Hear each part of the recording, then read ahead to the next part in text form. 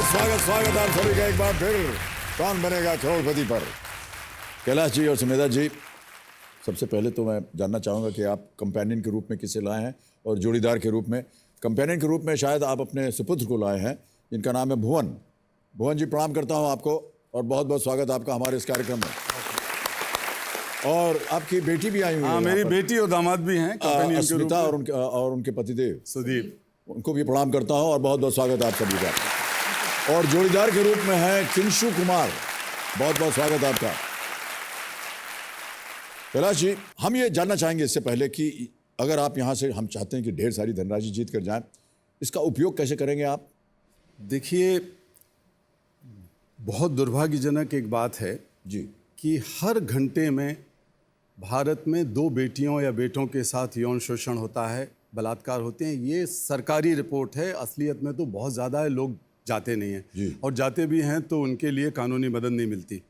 आज मैं अखबार में पढ़ रहा था कि बागपत, जो उत्तर प्रदेश में है दिल्ली के पास, वहाँ एक लड़की के साथ लगातार बलात्कार हुआ, गैंगरेप हुआ और पिता उसका पुलिस के चक्कर लगाता रहा, लेकिन पुलिस ने रिपोर्ट दर्ज नहीं की। जब बहुत परेशान हो गई वो लड़की तो कल उसने आत्महत्या कर ली। ऐसी बहुत सारी घटनाएं मुझे मालूम हैं। 2 साल, 3 साल, 4 साल की हमारी बेटियों के साथ बलात्कार होते हैं। वो इतनी ट्रॉमाटाइज्ड हो जाती हैं, इतनी सदमे में चली जाती हैं, पूरा परिवार, आप कल्पना कर सकते हैं, सदमे में चला जाता है, पूरे जीवन के लिए वो कलंक लग जाता है और इनको कानूनी सहायता कई बार नहीं मिलती। तो एक भी रुपया जहाँ से जो मैं लेके जाऊँगा, कम से कम 1000 तो है ही है।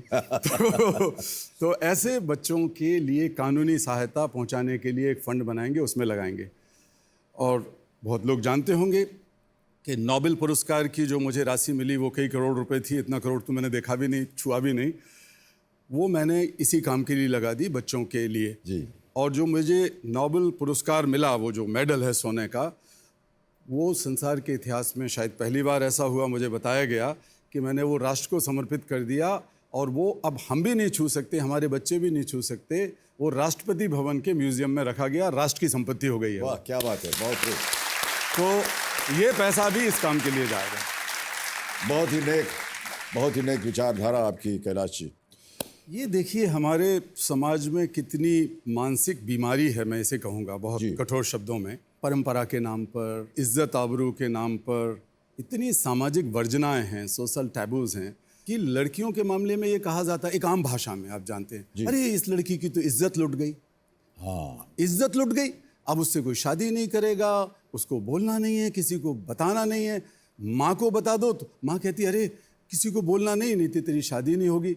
घर घर की कहानी, घर घर की कहानी, कभी बलात्कार होते हैं, कभी छेड़खानी, तो सबसे आम बात है। तो इज्जत किसकी लुटती है भाई? ये देश लक्ष्मी का, दुर्गा का, सरस्वती का देश है। उनकी बेटियों की इज्जत कैसे लुट सकती है? इज्जत तो उसकी लुटेगी जो दुराचारी है, पापी है, अत्याचारी है, बलात्कारी है, उसकी इज्जत लुटना चाहिए। मैं आपसे निवेदन करूंगा कि एक बार आप जोर के साथ कहीं ना कहीं बोलिए कि किसी बेटी की हमारे देश में इज्जत नहीं लुट सकती है। ये झूठ है, पाखंड है जो बेटियों की इज्जत लुटना सिखाता है। क्या बात है, बहुत खूब। अवश्य सर, आप आदेश दीजिए, बस हम लग जाएंगे इसमें।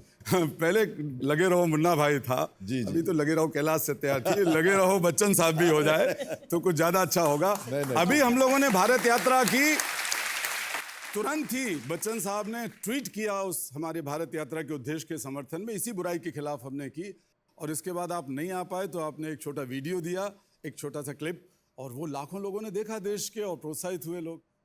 कैलाश सत्यार्थी जी ने जो बाल शोषण के खिलाफ जंग शुरू की है, आइए आप भी हम सब के साथ मिलकर उसका हिस्सा बनते हैं, अपने हिस्से की जिम्मेदारी निभाते हैं, बच्चों का जीवन भय मुक्त बनाते हैं, शोषण मुक्त बनाते हैं। आपकी आवाज इसके साथ जुड़ी है तो निश्चित तौर पर हम इस बुराई को समाप्त करेंगे। आपका नाम शर्मा था जी, आपने उसे बदल के सत्यार्थी कर दिया जी।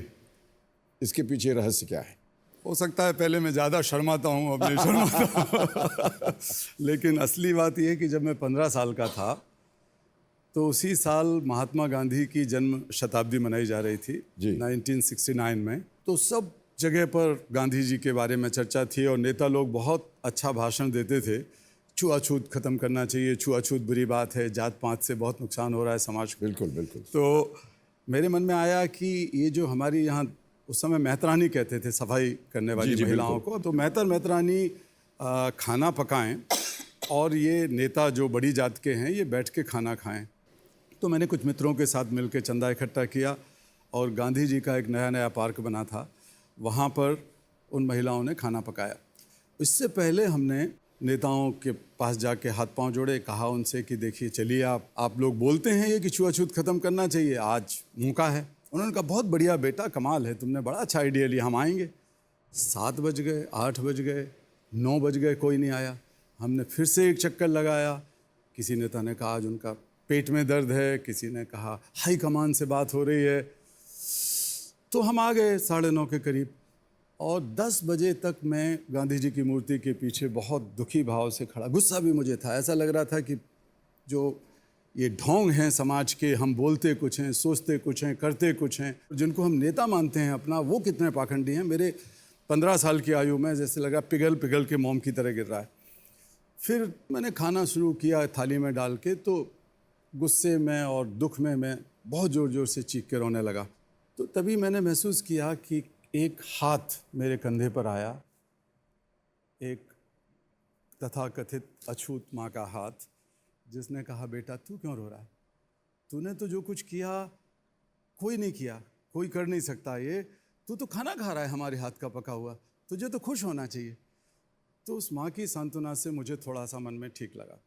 घर आए हम वापस रात को, तो देखा तो घर की आंगन की बत्ती जल रही है, लोग बैठे हैं। लेकिन ये जात बिरादरी वाले जो पंडित थे, शर्मा, जी जी जी, इस तरह के लोग, त्रिपाठी और चतुर्वेदी और त्रिवेदी, वो बैठे हुए और बहुत मेरे घर में सन्नाटा। उन लोगों ने मेरे घर परिवार को कहा कि इस लड़के ने इतना बड़ा पाप किया है कि पूरे परिवार को आउटकास्ट कर देंगे, जाति निकाला दे देंगे। तो काफ़ी झंझट हुआ। तो उन्होंने कहा कि चलो इस परिवार की कोई जिम्मेवारी नहीं है, दोष नहीं है, इस लड़के को शुद्धिकरण करा दिया जाए। तो गंगा जी में जाऊँ, हाँ शुद्धिकरण हो, गंगा जी जाऊँ मैं और फिर जो है उसका मुंडन किया जाए, गंगा जल पिएगा, लौट के आएगा, 101 ब्राह्मणों का भोजन करा के और फिर उनके चरणों में पानी डाल के पैर धो के चरणामृत पिएगा। तो मेरा गुस्सा तो आप जानिए कि 7वें आसमान पे हो गया। ये समझिए कि एंग्री यंग बॉय था मैं, आप एंग्री यंग मैन थे, अभी भी हो आप। तो मैंने सोचा अब नहीं होगा ये। तो उन्होंने कहा कि फिर इस लड़के को निकाल देते हैं। तो मुझे एक अलग कमरा घर के कोने में जो बाहर खुलता था वो तय कर दिया गया और वहाँ पर मेरा खाना रख दिया। अगले दिन से रात भर मैं सोचता रहा, गुस्से में रोता भी रहा। एक तरीके से एक बड़ी अग्नि परीक्षा थी मेरी पूरी रात। तो मेरे मन में आया कि ये लोग मुझे जाति से निकालने वाले कौन हैं? पंडित लोग। मैं पूरी जाति व्यवस्था को ही अपने जीवन से निकाल देता हूँ और अपना नाम छोड़ देता हूँ शर्मा। क्या बात है, क्या बात है, बहुत खूब। तो उस समय तो मुझे कोई नया नाम आया याद नहीं, छोटा भी था मैं, कानूनी तौर पे भी नहीं कर सकता था जी। तो कुछ साल बाद मैंने धीरे धीरे अपना नाम सोचा और फिर सत्यार्थी नाम रख लिया, जिससे कि लोग मुझे कुछ जैनी समझते हैं, कुछ बुद्ध समझते हैं, कोई हिंदू समझते हैं, कोई दलित समझते हैं कि चलो ऐसे नाम, तो मुझे अच्छा लगता है। तो अर्थ भी उसका अच्छा है, जो सत्य की खोज करे, सत्य का अनुसंधान करे, वो सत्यार्थी है। बहुत खूब, बहुत खूब। ओके, आगे बढ़ते हैं। हम लोग बहुत मधुशाला के बचपन से बड़े वो रहे हैं, बड़े सम्मान करते हैं हम। एक कुछ 2 लाइनें आप उनकी सुनाइए मधुशाला की, और आपकी आवाज में सबसे बढ़िया। मुसलमान और हिंदू हैं दो, एक मगर उनका प्याला। वाह। एक मगर उनका मदिरालय, एक मगर उनकी हाला। दोनों रहते एक न जब तक, मंदिर मस्जिद में जाते, बैर बढ़ाते मंदिर मस्जिद, मेल कराती मधुशाला।